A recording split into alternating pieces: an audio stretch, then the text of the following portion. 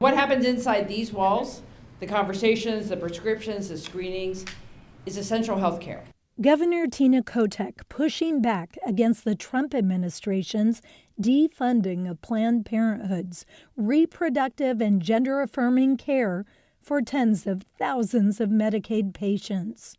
The Trump administration is literally bullying providers to try them to stop providing care that is legal in our state. Supporters, including doctors and Democratic lawmakers, saying this first-of-its-kind legislation is necessary to not only protect providers from outside lawsuits, but also patients who rely on Planned Parenthood for checkups, testing, and vaccines.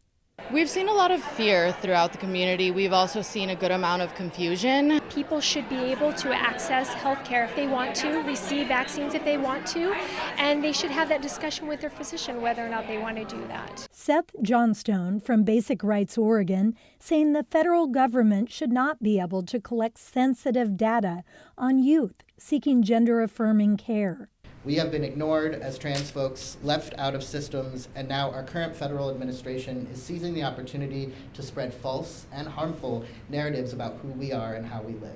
The Trump administration's One Big Beautiful Bill Act defending the freezing of funds, stating these services are not appropriate for federal funding. Oregon Republican leaders in the House also voiced opposition to the use of state taxpayer dollars. It is both telling and genuinely tragic that at a time of out-of-control, skyrocketing healthcare costs, the policy response of our federal government was to gut access to affordable preventative care.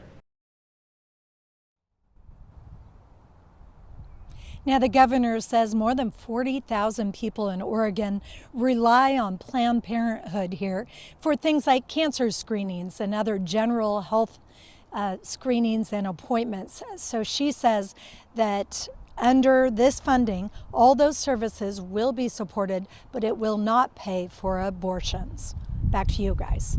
All right, Libby Dowsett in Northeast Portland this evening. Thanks, Libby.